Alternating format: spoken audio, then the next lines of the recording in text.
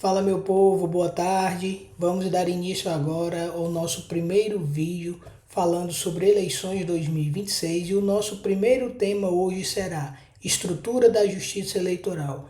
Mas Jorge, por que estudar, por que conhecer a estrutura da justiça eleitoral?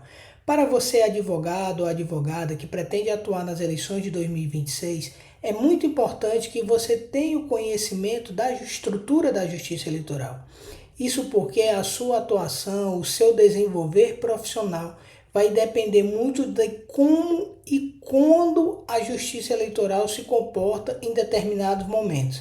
Então é por isso que eu escolhi como nosso primeiro tema conversar um pouco sobre a estrutura da justiça eleitoral. Então, sem mais enrolação, vamos agora estudar um pouco sobre a estrutura da justiça eleitoral. Quando falamos em eleições, a imagem que vem à mente é da urna eletrônica. Mas para que aquele momento aconteça, uma complexa estrutura trabalha para organizar, fiscalizar e julgar tudo que pode afetar a vontade do eleitor. E é exatamente sobre esta estrutura que eu quero conversar com você, meu amigo advogado e advogada.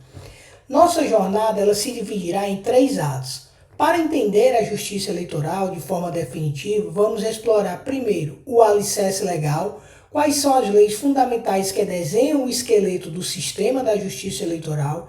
Vamos também dar uma passada pela estrutura e suas instâncias, ou seja, os órgãos que compõem o corpo da justiça eleitoral e como eles se organizam. E no final iremos estudar as competências e funções que definem o que a justiça eleitoral efetivamente faz. Então, vamos lá? A autoridade e as regras da justiça eleitoral, elas não advêm de uma única fonte. Elas advêm de um conjunto de normas hierárquicas, onde a Constituição Federal desenha o esqueleto e as leis infraconstitucionais detalham o funcionamento da justiça eleitoral. Mas, Jorge, onde está situado, em quais artigos estão situados a justiça eleitoral? Você pode encontrar o capítulo destinado, os artigos destinados à justiça eleitoral nos artigos 118 a 121. Esses artigos eles irão definir os órgãos e as linhas gerais de atuação da justiça eleitoral. Mas como nós conversamos no início, a Constituição Federal ela apenas define o esqueleto da justiça eleitoral. A musculatura ela vem de normas infraconstitucionais, onde podemos citar de início o Código Eleitoral, que é a Lei 4737 de 1965. A base estrutural, o detalhamento e o funcionamento do dia a dia da estrutura eleitoral, ela vem exatamente do Código Eleitoral. Mas para além do Código Eleitoral, 2 outras leis também se mostram muito importantes para a atuação do advogado no âmbito da justiça eleitoral, que é a Lei Complementar 65, a Lei Complementar 6490, que trata da Lei das Inelegibilidades, que essa lei ela é responsável por definir quem pode e quem não pode ser candidato nas eleições, e nós também devemos pautar nossa atuação com base na Lei 9.504, que é a Lei das Eleições. A Lei 9.504, ela é uma espécie de manual da atuação do advogado, pois nela é que nós vamos encontrar as regras de propaganda eleitoral, as regras de prestações de conta, as regras de registro de candidatura, as regras de impugnações. Nós também iremos encontrar na Lei 9.504 as condutas vedadas, os abusos de poder econômico, político ou dos meios de comunicação. Então, o arcabouço jurídico que mantém a estrutura da justiça eleitoral, ele se encontra no topo da pirâmide, a Constituição Federal, e tendo como corpo a Lei 4.737, 4737, que é o Código Eleitoral, a Lei 6490, que é a Lei das Inelegibilidades, e a Lei 9.504, que é a Lei das Eleições. Vamos continuando. Para que você possa melhor entender e a gente possa ter uma conversa mais didática, a estrutura da justiça eleitoral ela pode ser dividida em 4 pilares. A Constituição ela organiza a justiça eleitoral em 4 órgãos distintos, cada um com um papel fundamental no processo eleitoral, formando uma estrutura coesa que vai do nível nacional à zona eleitoral, que é a base da pirâmide. Então, no topo dessa pirâmide da estrutura da Justiça Eleitoral, nós vamos ter o Tribunal Superior Eleitoral. Um degrau abaixo, nós vamos ter os Tribunais Regionais Eleitorais. Descendo mais um degrau, nós vamos ter os juízes eleitorais. E na base dessa pirâmide, nós vamos ter as juntas eleitorais. Mas, Jorge, o que é que cada estrutura dessa é responsável? Então, é justamente isso que nós vamos conversar um pouco a partir de agora. O TSE é o órgão máximo responsável pela unidade e direção nacional do processo eleitoral. O Tribunal Superior Eleitoral, ele possui 4 principais funções: a julgadora, a administrativa e a normativa. A função julgadora do TSE é atuar como uma instância máxima para recursos eleitorais, uniformizando o entendimento em todo o Brasil. É o Tribunal Superior Eleitoral que conhece dos recursos quando eles ofendem. Ele conhece dos recursos contra acordos dos tribunais regionais eleitorais por violação à lei federal, à Constituição, ou mesmo por dissídio jurisprudencial entre tribunais. Então, a decisão final, em lato sensu falando, cabe sempre ao Tribunal Superior Eleitoral. Mas o Tribunal Superior Eleitoral também possui uma função administrativa. É ele quem organiza e administra as eleições em escala nacional, fixando diretrizes gerais. E, para além disso, o Tribunal Superior Eleitoral também possui uma função normativa, que é o quê? Editar resoluções que detalham como as leis eleitorais serão aplicadas em cada eleição. É isso mesmo que você acabou de ouvir. Você que atua ou que nunca atuou no direito eleitoral deve saber a partir de agora que todo ano o Tribunal Superior Eleitoral edita resoluções ou atualizações das resoluções anteriores para que possam valer naquela eleição que está por vir. Então, essa competência normativa do Tribunal Superior Eleitoral, ela é importantíssima e prevista na Lei das Eleições e no Código Eleitoral. Em resumo, é o TSE que traduz o que da lei no como da prática. É isso que você precisa entender e ficar atento para conhecer do Tribunal Superior Eleitoral. Mas descendo um degrau nessa pirâmide, nós temos os Tribunais Regionais Eleitorais. Os TREs estão presentes em cada estado da federação e no Distrito Federal. Os TREs é a principal instância de decisão no âmbito regional e também possui algumas funções que merecem a nossa atenção. A primeira dela é de julgamento de recursos. Os tribunais regionais eleitorais, eles analisam os recursos contra decisões proferidas pelos juízes eleitorais. Mas os tribunais regionais eleitorais também possuem competência originária. Eles julgam temas de maior complexidade dentro do Estado, como registros, propagandas e, sobretudo, nas eleições de 2026, a competência para conhecer dos processos serão dos tribunais regionais eleitorais. Está vendo aqui como esse é um ponto importantíssimo de você conhecer a estrutura da justiça eleitoral? Pois em 2026 não haverá ações ou impugnações realizadas no âmbito das zonas eleitorais, porque como estamos diante de eleições gerais, todos os trâmites, a competência originária dessas ações serão nos tribunais regionais eleitorais. Mas também os TREs possuem uma administração regional. O que é isso, Jorge? Eles gerenciam a logística das eleições e supervisionam os trabalhos nas zonas eleitorais. E, por fim, nós temos ainda que os TREs são tribunais de recurso, ou seja, possuem um papel ativo e central na direção do processo eleitoral. Então, os tribunais regionais eleitorais, eles não se limitam a ser apenas um julgamento de recurso, mas eles também possuem esse papel ativo e central na direção do processo eleitoral em seus territórios. E descendo mais um degrau, nós temos os juízes eleitorais. O juiz eleitoral, o juiz zonal, é o quê? É a porta de entrada da justiça eleitoral para a maioria das questões do dia a dia. E como se dá, Jorge, a atuação dos juízes eleitorais? Ela pode ser a nível local, atuando nas zonas eleitorais, a divisão territorial que organiza os eleitores.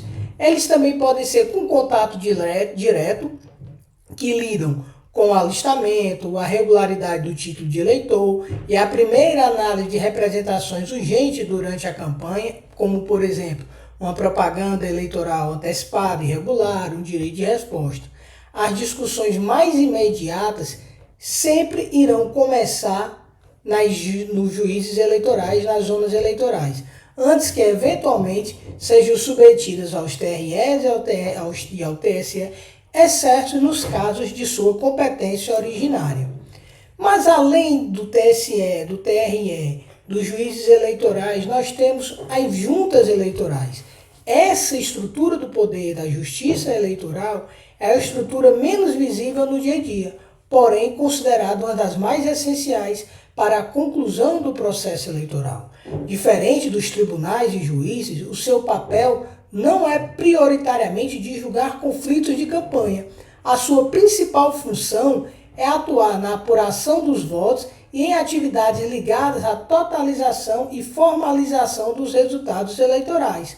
São a peça importante no encaixe do resultado, garantindo a correção e a validação dos números das eleições. Então você deve entender de agora e já ficar aqui conosco ciente de que a estrutura da Justiça Eleitoral ela tem o Tribunal Superior Eleitoral como ápice da pirâmide, descendo um degrau nós temos o TRE, descendo mais um degrau nós temos os juízes eleitorais e na base dessa pirâmide nós temos as juntas eleitorais. E como é o caminho de um processo, Jorge? As instâncias da Justiça Eleitoral, como é que se dá isso? Ora, em regra, um caso eleitoral percorre um caminho hierárquico claro, subindo de instância em instância conforme os recursos são apresentados, conforme é o natural junto à justiça ordinária. Então é natural que na primeira instância o processo nasça numa jurisdição zonal, que decide a questão naquela zona eleitoral. Dessa sentença é agitado um recurso nominado eleitoral para o Tribunal Regional Eleitoral e depois é aventado mais um recurso para o Tribunal Superior Eleitoral. Porém, eu quero ver com vocês aqui uma outra circunstância. O STF é uma instância excepcional, não eleitoral. Acima do TSE, óbvio que está o Supremo Tribunal Federal, que é uma instância guardiã da nossa Constituição. Mas é um erro crasso considerá-lo uma quarta instância eleitoral. A atuação do STF ela é restrita. Mas, Jorge, quando o STF atua no processo judicial eleitoral? O STF só entra no debate quando há uma matéria constitucional em jogo. Exemplo, discussões sobre violação direta a um princípio da Constituição, ou quando cabe um recurso específico, no caso, um recurso extraordinário, que trate de tema constitucional. Para o dia a dia eleitoral, o fluxo se encerra no Tribunal Superior Eleitoral. Então, com isso, você já pode entender um pouco mais e já está um pouco mais familiarizado com a estrutura da Justiça Eleitoral.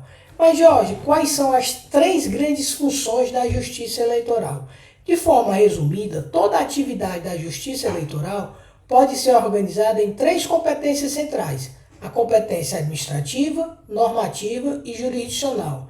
A competência administrativa ela é a organização da eleição. Tipo o que, Jorge? O cadastro de eleitores, preparação das urnas, a logística de distribuição das urnas, o treinamento de mesários. É a Justiça Eleitoral garantindo que a eleição aconteça.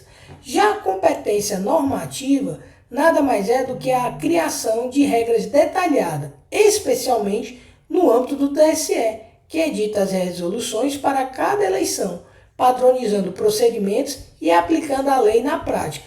E a competência jurisdicional é o poder de julgar, resolução de conflitos sobre o registro de candidatura, propagandas, condutas vedadas, direito de resposta, prestações de contas e todas as outras ações jurisdicionais que sejam interpostas no âmbito da Justiça Eleitoral. Pois bem, para acompanhar as eleições de forma analítica, é fundamental saber qual lei rege cada etapa do processo. Então, para entender as candidaturas, os registros de candidaturas, é importante que você, advogado, pré-candidato ou pré-candidata, entenda que a Lei Complementar 6490, a Lei das Inelegibilidades, ela define as condições que podem impedir alguém de concorrer. Ou seja, é com base na Lei Complementar 6490 que são definidos se a pessoa pode ser candidato nas eleições ou não. E no atuar da campanha, e depois que a pessoa tem o seu registro deferido, o que é que vai, qual é a regra, Jorge, que vai determinar o jogo, a campanha eleitoral? Nesse caso, já não é mais a Lei Complementar 6490, é a Lei 9.504. É ela que vai definir as regras de propaganda, prazos, limites de gastos, de prestações de conta e condutas realizadas pelos agentes do processo eleitoral. E por fim, nós também ainda temos o Código Eleitoral, que é quem vai definir a organização dos órgãos, competências e procedimentos em gerais. Então, como é que funciona o sistema da justiça eleitoral em sua perspectiva? Nós temos o TSE no topo da pirâmide, que coordena e uniformiza em nível nacional. Nós temos os TRS, que executam e julgam em níveis regionais. Nós temos os juízes eleitorais, que vão resolver o cotidiano das eleições.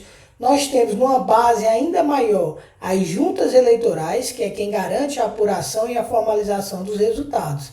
A sustentação legal, tudo isso é regido pela a Constituição, Código Eleitoral, Lei das Inelegibilidades e a Lei das Eleições. Qual é a missão profícua? Qual é a principal missão da Justiça Eleitoral? Nós precisamos sair do conceito clássico e entender que a principal missão da Justiça Eleitoral é garantir que o voto seja livre e que as regras sejam aplicadas iguais para todos. A Justiça Eleitoral, lembre-se, é a estrutura especializada do Estado criada com um propósito claro: assegurar a integridade do processo democrático. Entender seu funcionamento é um passo fundamental para o exercício da cidadania. Então, com base com esse nosso breve vídeo, você pode entender de forma simples e direta como a estrutura da justiça eleitoral é importante para que você, advogado ou advogado, possa atuar nas eleições de 2026. Se você gostou desse conteúdo, se você quer saber mais sobre direito eleitoral ou conhece algum amigo ou amiga que é pré-candidato nas eleições de 2026 ou mesmo advogado que quer começar a atuar na Justiça Eleitoral, já encaminhe esse vídeo para o seu amigo para que ele possa acompanhar os nossos demais vídeos tratando sobre temas relacionados às eleições. Muito obrigado.